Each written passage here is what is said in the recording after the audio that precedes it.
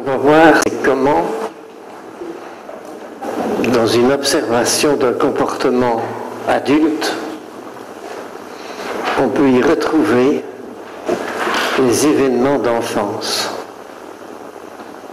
Je crois que c'est très important, au point de vue thérapeutique, de ne pas seulement se fier à ce qui est dit,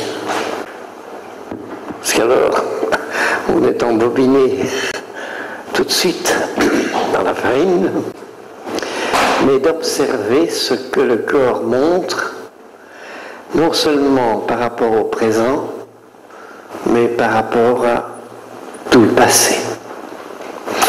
Alors, au niveau neurologique d'abord, ce qu'il faut savoir, c'est que à la naissance, toutes les cellules nerveuses sont déjà là. En fait, il y en a 10 fois plus qui n'en restera, mais ne resteront que celles qui pourront être fonctionnelles. Je ne vais pas m'étendre là-dessus. Ce qu'il faut savoir, donc, c'est que les cellules nerveuses sont là, mais qu'elles ne fonctionnent que si elles sont myélinisées, c'est-à-dire reçoivent une gaine de myéline qui permet à la conduction nerveuse de bien fonctionner. La myélinisation se fait progressivement d'un côté vers le bas. Ce qui nous intéresse ici, c'est vers le haut, vers les dernières zones qui seront acquises chez l'homme, c'est-à-dire le frontal. À la naissance, les zones myélinisées sont déjà les zones reptiliennes. Pendant toute la première année, ce seront les zones mammifères qui vont permettre, avec le cerveau limbique, les émotions, toutes les tonalités, tout ce qui est tonico-émotionnel. Au fur et à mesure que la myélinisation progresse, certains noyaux cérébraux deviennent myélinisés et donc fonctionnels. Ça commence, puisque ça descend vers le bas, d'abord par toute la région orale, la région de la bouche. Je prends un seul exemple. Pour pouvoir explorer avec la langue, il faut que le centre d'exploration soit myélinisé. Alors, je pourrais avoir la possibilité d'explorer avec la langue. Et au fur et à mesure que des autres centres sont myélinisés, ils vont pouvoir fonctionner. Ce qu'il faut bien retenir, c'est qu'une fois myélinisé, un centre peut fonctionner, oui, mais a besoin d'expérience pour pouvoir réellement devenir plus précis dans sa manière de réaliser ce pourquoi il est fait. Donc c'est à travers la traversée d'expérience que va s'adapter le geste précis. Pendant cette période dite imprégnation, et je n'aurai pas le mot, pendant cette période d'imprégnation, ce qui est traversé comme expérience s'inscrit dans le geste. Exemple, supposons, je tâte avec la langue et je touche, je ne veux pas dire une prise électrique, ce serait trop fort, et je touche quelque chose qui me fait réagir très fort, très désagréable. Cette expérience-là va s'inscrire dans mon geste d'exploration par la langue. Donc, quand on voit le fonctionnement d'un geste dans tout ce que vous voyez de répétitif, c'est basé sur des traversées d'expérience du centre en question. Donc chaque centre, à travers l'expérience, modèle sa manière de fonctionner. On appelle cette période importante le moment d'imprégnation. Exemple autre, si on prend des petits chats, on leur coud les paupières à la naissance et on les découd à 3-4 mois. Comme à 3-4 mois, pendant 3-4 mois, ils n'ont pas été excités par des stimuli visuels, ils n'ont pas développé les centres de vision, ils n'ont développé, ils ne voient plus, ils ne voient jamais. Donc je parle de l'importance de cette zone d'imprégnation. Ça ne veut pas dire que par la période, ça ne veut pas dire que par après on ne peut plus rien acquérir, mais c'est beaucoup moins fort que ce qui se passe dans cette zone-là. Deuxième période après le fonctionnement de chaque centre, c'est l'unification de l'ensemble des centres. C'est-à-dire que les divers centres se relient entre eux du point de vue nerveux et fonctionnent comme un seul. Un peu comme si on relie une série d'ordinateurs, si on a une dizaine d'ordinateurs, on peut les faire fonctionner comme s'ils étaient un seul. Résultat, je peux, avec d'autres parties du corps que celles qui ont fait partie de l'expérience première, je peux faire avec ces autres parties les mêmes mouvements, avoir les mêmes réactions que celle qui s'est originée dans la partie première du fonctionnement. Exemple, si je suis dans l'obscurité, je tâte pour voir ce qui se passe, je ne tâte plus avec la langue, je tâte avec le bout des doigts. Mais si on filme, comment je tâte avec la langue, comment je tâte avec le bout des doigts, c'est exactement le même déroulé. De même, comment je tâte avec le pied. Si je suis dans un bassin de natation et que je vais explorer est-ce que c'est chaud ou froid, la modalité du geste sera bien celle qui s'est originée au départ de la langue. Donc nous avons une unification des programmes. Ok.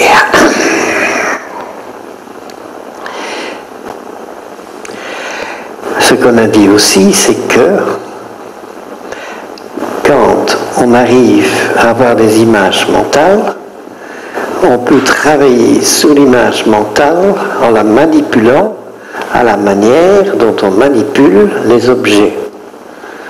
Je peux donc, si je pense mesurer un éléphant ou une souris, l'exemple que j'ai déjà donné, j'aurai un temps plus long pour mesurer au centimètre près le contour taille de l'éléphant ou de la souris. C'est bien que quand je fais une opération mentale, elle s'accompagne toujours d'un fonctionnement musculaire correspondant.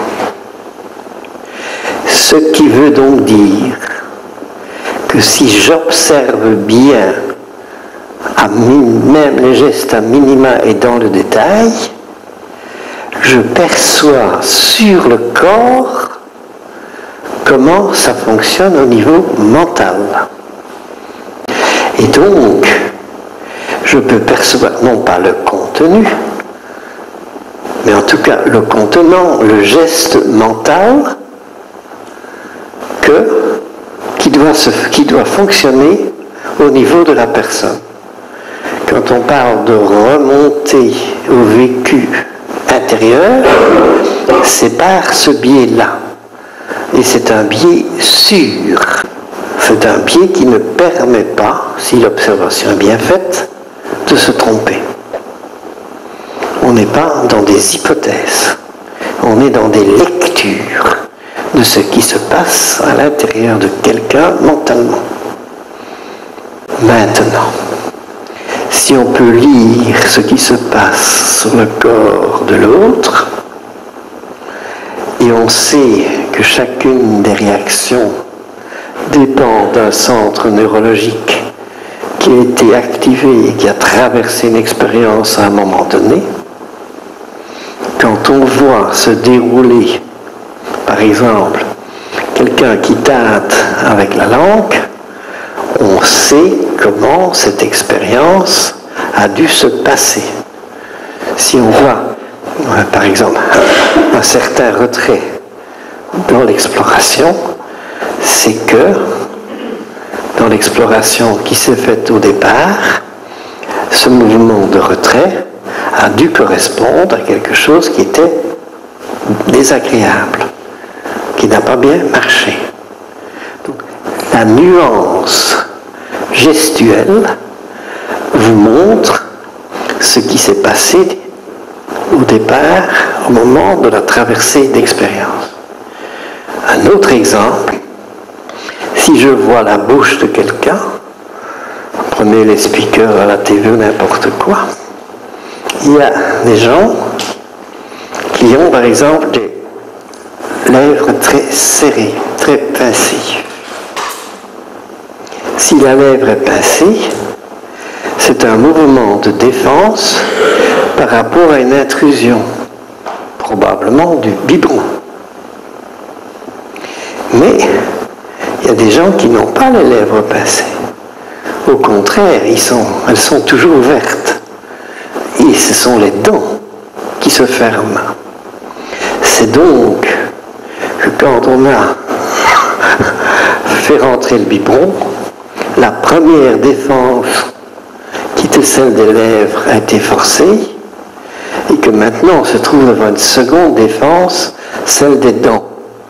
Regardez les speakers à la TV ou dans les films, vous verrez des gens qui sont toujours lèvres ouvertes et dents fermées, dents serrées.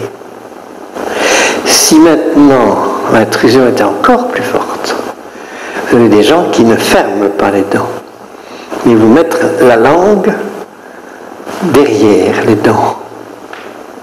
Là, les lèvres sont ouvertes, les dents sont ouvertes, mais il y a la langue et le processus de défense.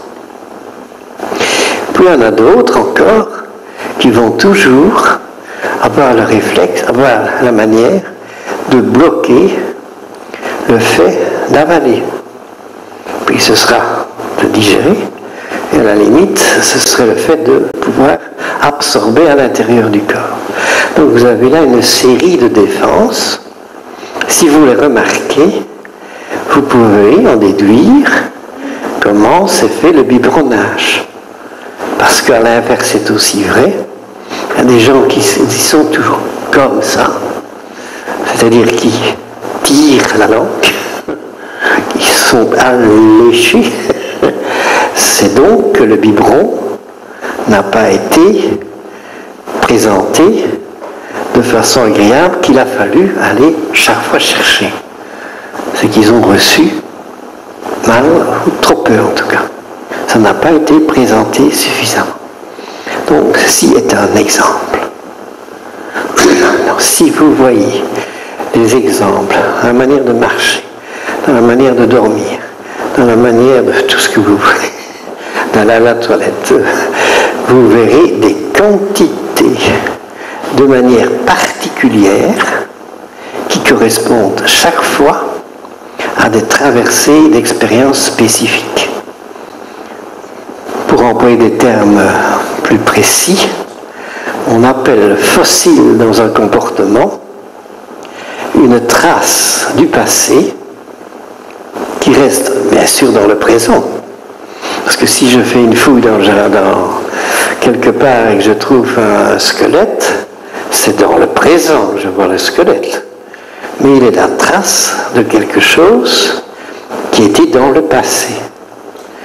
Mais si je vois le squelette d'un poisson, n'importe quoi, je peux de plus savoir si c'était un poisson d'eau douce ou d'eau salée, ou de pleine mer, ou de côte.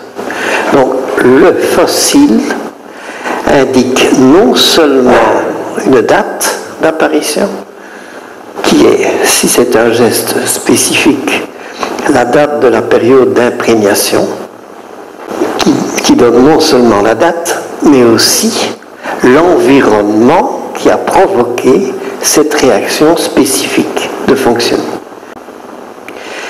Si maintenant je trouve un fossile dans le comportement, par exemple quelqu'un qui a toujours un mouvement de retrait par rapport à un biberon, si je trouve un fossile, c'est donc que le biberonnage s'est mal passé et que donc il reste un mécanisme de défense qui a pu aller jusque... Enfin non, il a pu se développer jusqu'au moment où ça s'est mal passé.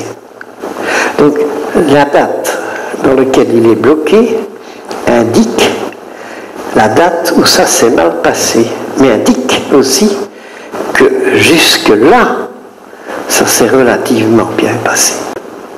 Donc l'étude des fossiles dans les comportements, ça date, ça vous montre exactement le passé de l'individu. Ok ? Ce qu'on va faire dans les exercices, c'est de repérer les gestes répétitifs. S'il est répétitif, ce qui n'a pas pu être dépassé. Parce que si je suis tout le temps en train de têter mon entourage, têter l'attention, têter au revoir, etc., c'est que têter, ça allait encore bien, mais qu'après, j'ai été bloqué. J'ai pas su mordre, par exemple. Il y a des gens qui savent têter, mais pas mordre. C'est deux moments différents, non ? Si je peux repérer le geste en question, mettre une date, je peux savoir à quelle période quelque chose de négatif s'est passé chez cette personne-là. Ce qui ne veut pas dire qu'en thérapie, vous flanquez ça à la figure des gens, hein ? Mais au moins que vous sachiez, en l'ayant vu, de quoi il retourne, et par rapport à ce que quelqu'un dit, ça va vous repérer et éventuellement donner la petite phrase, le coup de pouce, puisque vous connaissez si bien ce qui s'est passé, vous proposez, tiens, est-ce qu'il ne s'est pas passé ça? Et la personne peut dire, ah oui, oui, oui. Et comment vous savez ça? Ça, c'est autre chose. Et c'est très précis, point de vue intervention psychologique. En thérapie, on ne doit pas flanquer en figure des gens tout ce que l'on voit. Il y a un processus, une procédure, il faut savoir quand lancer, quand pas, etc. Ça, c'est de la stratégie thérapeutique. Et si on ne fait pas de la stratégie encore,